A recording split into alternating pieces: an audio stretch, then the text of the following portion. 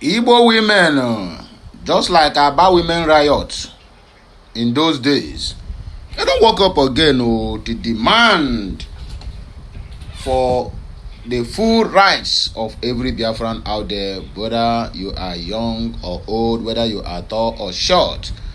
In other words, they have fully joined the Biafran struggle. Unlike before that they used to say, do like, concern me, concern me. My brother, now everybody is learning the hard way. Igbo women demand action on violence and disappearance of youths in Southeast. It have gotten to the level where we say our aged women now will flock the street and said, if you want to kill us, in fact, end us so that we know that we speak and die, because their children have been missing from one by one every moment of the day. This is the cost. This is the price that the Biafrans are paying simply because we believed in rubbish called One Nigeria. But notwithstanding, we are going to move ahead with the news we have. Your fabrications are laughable. Soludo's wife blast Ekunife over alleged meeting with the Mbadinuju. I hear say Soludo and the family scattered the same way he scattered in Anambra State. The first son Ozuna, that one, Namumu, whether na she or she.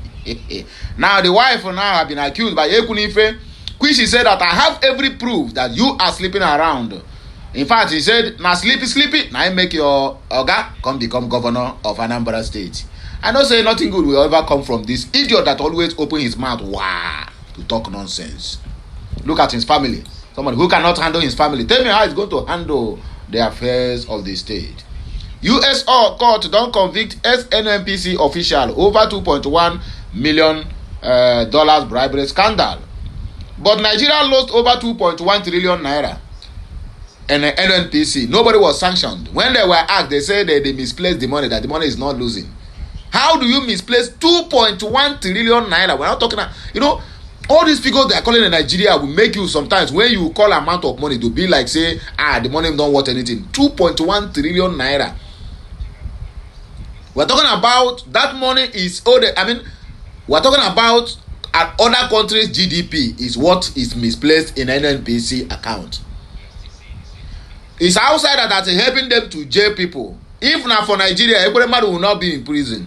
For Nigeria, this one now they are charging for bribery scandal will never be in prison. If not for Nigeria, that Oba of Yorubaland and the pastor, they are convicted of 4.2 million naira bribery. They will not be in prison. If not for Nigeria, Hush Puppy will still become a big boy. People who pardon terrorists and then jail innocent people, jail innocent youths who went out there to protest, and you call that a country. I am sorry for people who are still protesting for one Nigeria. Now God, in fact, I go pile all of honor. Anyway, let us go to the reason why we're here. We don't have much time to waste. Please like, share, comment, and make sure you keep subscribing for more interesting videos coming your way. The Igbo World Assembly, which is IWA, representing Igbo women across Nigeria, has expressed outrage over ongoing violence and youth disappearance in Igbo communities, particularly in Okigwe. In a statement, our President General Lolo Nneka Chimezie condemned the relentless killings and questioned why these attacks persist, despite the presence of security forces and numerous checkpoints. Now them they kill them now.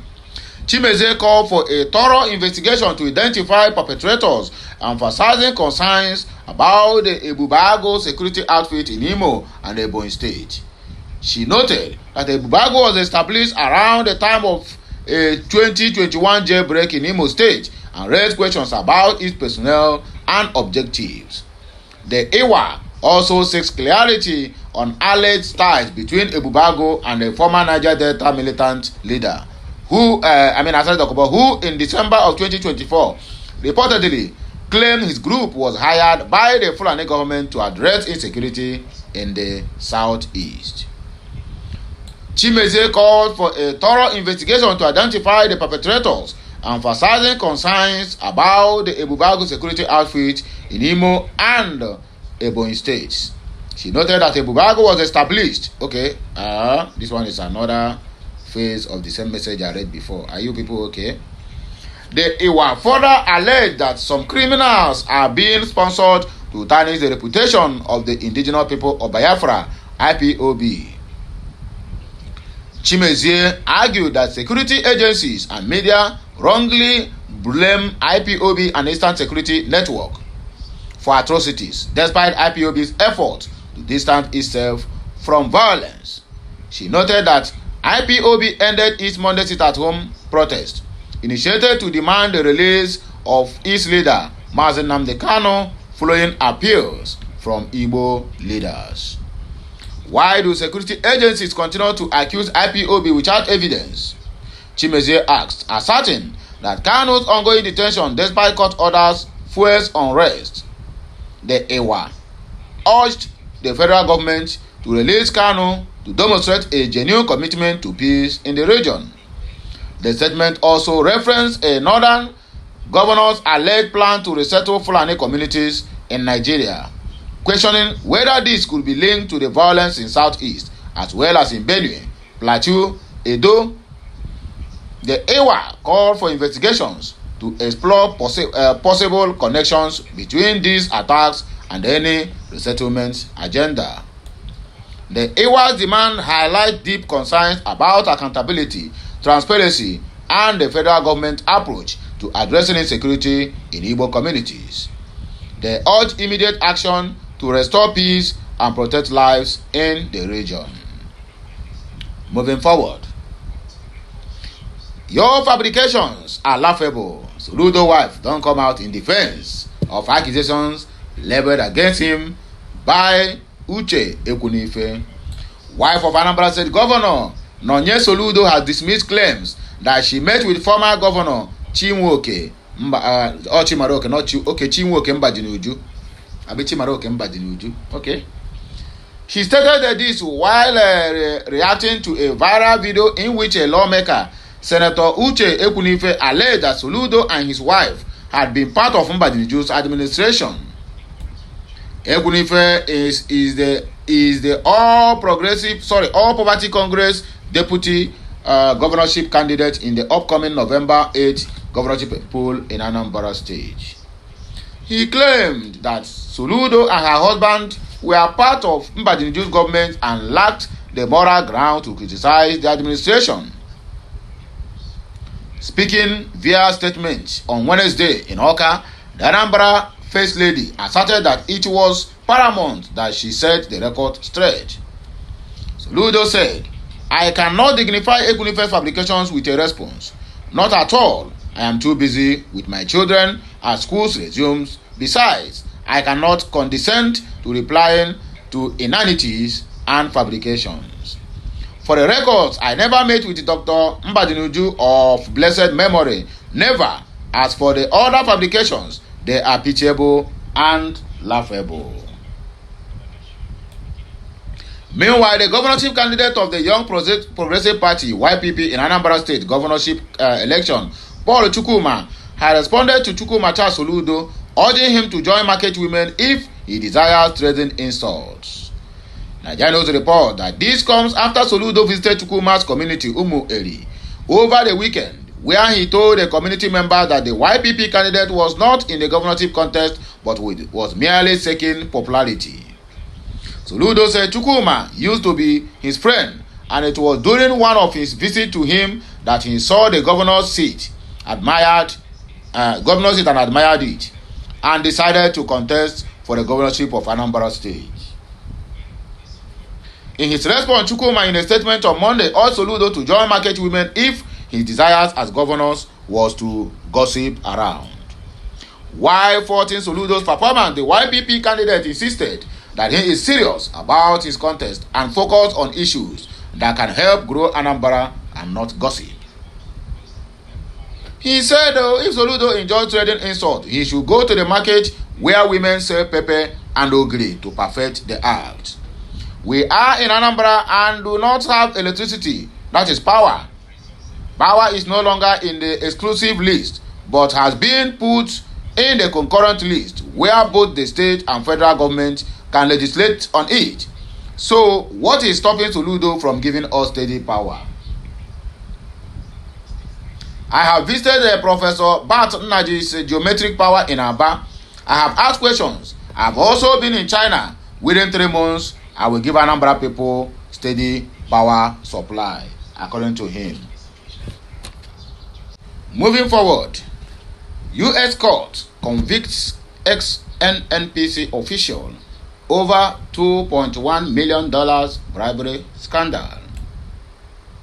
A United States District Court has found a Nigerian lawyer based in Los Angeles, Paulinus Okoronkwo, guilty of receiving a $2.1 million bribe from a Chinese oil company to influence drilling rights in Nigeria. Okoronkwo, 58, popularly known as Polier, was convicted on 3 counts of money laundering, 1 count of tax evasion, and 1 count of obstruction of justice. The verdict was delivered on August 29 after a 4-day trial in California. Prosecutors told the court that in October 2015, while serving as the general manager of the upstream division of the Nigerian National Petroleum Corporation, NNPC, now NNPC Limited, Okoronkwo collected a bribe from Adex Petroleum, a Swiss subsidiary of Chinese state-owned oil giant Sinopec. The $2.1 million was wired to a trust account in the name of his Los Angeles law firm, disguised as payment for legal consultancy. The agreement was nothing more than a sham to conceal a bribe, prosecutors arguing nothing that Adex was seeking to protect crude oil drilling rights in Nigeria worth billions of dollars. Evidence also revealed that Adex fired executives who questioned the transaction and lied during an audit to cover up the deal. Investigators showed that in November of 2017, Okoronkwo used $983,200 from the illicit funds as a down payment for a house in Valencia, California. He also failed to declare the payment on his 2015 tax returns. In 2022, when questioned by federal agents, he claimed the money belonged to a client and was not his income, an assertion prosecutors proved false. U.S. District Judge John F. Walter has fixed December 1 for the sentencing. Okoronkwo faces up to 10 years in prison for each money laundering count, up to 10 years for obstruction of justice, up to 5 years for tax evasion. This could total a statutory maximum of 35 years in prison. For now, Okoronkwo remains free on a $50,000 bond. The case was investigated by the Federal Bureau of Investigations, FBI, and the IRS Criminal Investigation, with backing from the Justice Department's Office of International Affairs. The prosecution team included Assistant U.S. Attorneys Alexander Scope, Deputy Chief of the Criminal Division Nisha Chandran, and Alexander Su of the Asset for Future and Recovery section. These and other headlines that we have read this morning, and I hope I'm able to convince you, but not to confuse you, that wow, popo. Anyway, let me not waste much of your time. At least the news is very, very straightforward, so there's no point in beating about the bush. So let us just call it a day. Have a nice day. I'm regular control to bless you. Please like, share, comment, and keep subscribing. Okay, Messiano.